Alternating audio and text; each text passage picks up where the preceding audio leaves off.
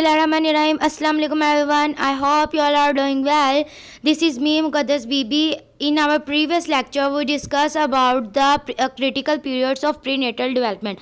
In this lecture we discuss about the zygotic stage of prenatal development in detail. There are 4 stages of prenatal development: zygotic stage, embryonic stage, fetal stage and critical period. zygotic stage है वो conception से लेकर 14 days तक है, और जब embryonic stage है, embryonic stage का 8 वीक्स तक चलती है एम्ब्रॉयनिक स्टेज। फिर फीटल स्टेज है वो 8 वीक्स टू बर्थ तक होती है फीटल स्टेज। अब प्रीनेटल डेवलपमेंट क्या होती है? Prenatal development of the fetal before the birth. उसके बर्थ होने से पहले फीटल के अंदर जो चेंजिंग्स आती हैं, जो डेवलपमेंट्स आती हैं, वो सारी चेंजिंग्स और सारी डेवलपमेंट को हम प्रीनेटल डेवलपमेंट में स्टडी करते हैं। प्रीनेटल डेवलपमेंट 4 स्टेजेस में डिवाइड किया गया है। इस लेक्चर में हमने ज़ाइगोटिक स्टेज के बारे में पढ़ना है। ये critical period in fetal development में आते हैं। ये प्रीवियस लेक्चर में मैं समझा चुकी हूँ डिटेल से, तो जिसने वो प्रीवियस लेक्चर नहीं लिया तो वो उधर जाकर लेकर आसानी से क्रिटिकल पीरियड और इन फीटल डेवलपमेंट में समझ सकता है।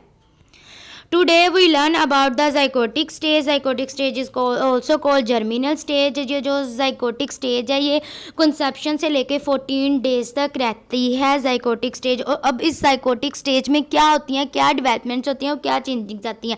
zygotic stage में rapid cell division को जो से सेल होते हैं वो बहुत जल्दी डिवाइड हो रहे होते हैं अभी, क्योंकि सेल की डिवीजन होगी तब ही फीटल की डेवलपमेंट होगी।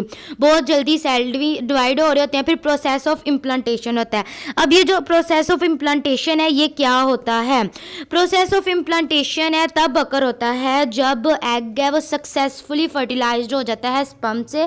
जो फर्टिलाइज्ड एग है वो इम्प्लांट होता है सक्सेसफुली इन यूट्राइन लाइनिंग में।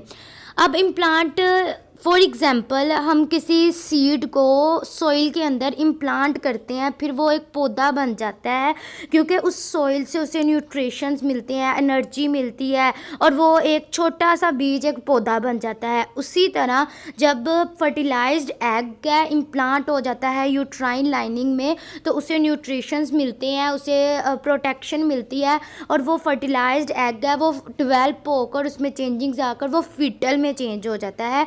ये प्रोसेस ऑफ इम्प्लांटेशन है।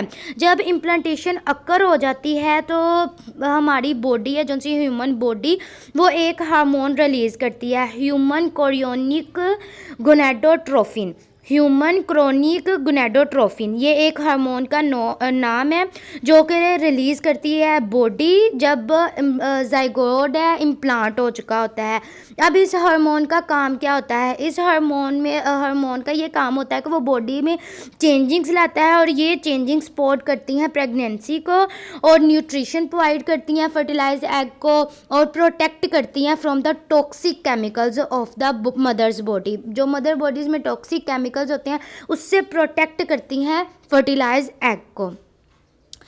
अब हम जर्मिनल ज़ाइगोटिक पीरियड के बारे में पढ़ते हैं। Conception occur when sperm successfully fertilized and ovum from their germinal period begins and last 2 weeks. Zygotic stage है जो सी वो सिर्फ 2 हफ्तों के लिए रहती है। 2 हफ्तों के बाद एम्ब्रॉयनिक स्टेज स्टार्ट हो जाती है और एम्ब्रॉयनिक स्टेज 8 हफ्तों तक रहती है। टोटल जो प्रीनेटल डेवलपमेंट है वो 40 वीक्स में कंप्लीट होता है अभी। फिर फर्टिलाइज्ड अव्यूम, जो फर्टिलाइज्ड एग हो चुका है हम अव्यूम भी कहते हैं। जब वो फर्टिलाइज एग है वो फर्टिलाइज हो जाता है फिर हम उसे अव्यूम कहना शुरू हो जाते हैं। फर्टिलाइज्ड अव्यूम को हम कहते हैं ज़ाइगोट। दिस पीरियड हम अब कैसे पता चलेगा कि ज़ाइगोट बन चुका है? ये जब ज़ाइगोट बनता है तो जो डिवीजन सेल की डिवीजन होती है वो बहुत जल्दी होना शुरू हो जाती है, रैपिड सेल डिवीजन होना शुरू हो जाती है और सेल डिफ्रेंशिएट होना शुरू हो जाते हैं। अब सेल डिफ्रेंशिएशन क्या चीज़ है कि सेल डिफ्रेंशिएट होते हैं कि ये सेल है ये ब्रेन के सेल हैं, ये वाले सेल अपर लिम्ब के हैं, ये वाले सेल लोअर लिम्ब के हैं। अब अपर लिम्ब और लोअर लिम्ब क्या होता है? Upper part of the body is called upper limbs and lower part of the body is called lower limbs. ठीक है। फिर उसके बाद ज़ाइगोट है वो इम्प्लांट हो जाता है यूट्राइन वॉल में। फिर जब इधर मैंने प्रोसेस पीछे आपको बताया कि इम्प्लांटेशन होती है, क्यों होती है, किस वजह से होती है और इससे क्या फ़ायदा होता है ज़ाइगोट को। फिर उसके बाद अगर इम्प्लांटेशन अकर नहीं होती 10 डेज़ आफ्टर कंसेप्शन। अब कंसेप्शन किसे कहते हैं? उस स्टेज को कहते हैं जब स्पर्म है वो फर्टिलाइज़ करता है एग को, और कंसेप्शन के 10 दिनों बाद इम्प्लांटेशन अकर होती है। फिर अगर इम्प्लांटेशन अकर ना हो तो ज़ाइगोट है वो फ्लश्ड आउट हो जाता है और वुमेन्स की मेंस्ट्रुअल साइकिल है वो स्टार्ट हो जाती है और उसे पीरियड्स हो जाते हैं। फिर उसके बाद not every zygote will implant, her zygote implant नहीं होता। अगर ज़ाइगोट इम्प्लांट हो जाए तो वुमेन को मेडिकली प्रेग्नेंट कहते हैं अभी। फिर जब इम्प्लांटेशन अकर होती है तो ज़ाइगोट है वो 100 to 150 सेल्स पे कंटेन कर रहा होता है। इट्स वेरी इंपॉर्टेंट MCQs और ये पेपर पॉइंट ऑफ व्यू से भी बहुत इंपॉर्टेंट क्वेश्चन है, तो इसे ध्यान से समझिएगा और अच्छी तरह से इसे प्रिपेयर कीजिएगा। ये फर्स्ट डे है फर्टिलाइजेशन की, जब एग है फर्टिलाइज्ड हो जाता है, फिर उसके बाद ये इम्प्लांटेशन जब अकर होती है तब। Now our lecture is going to end.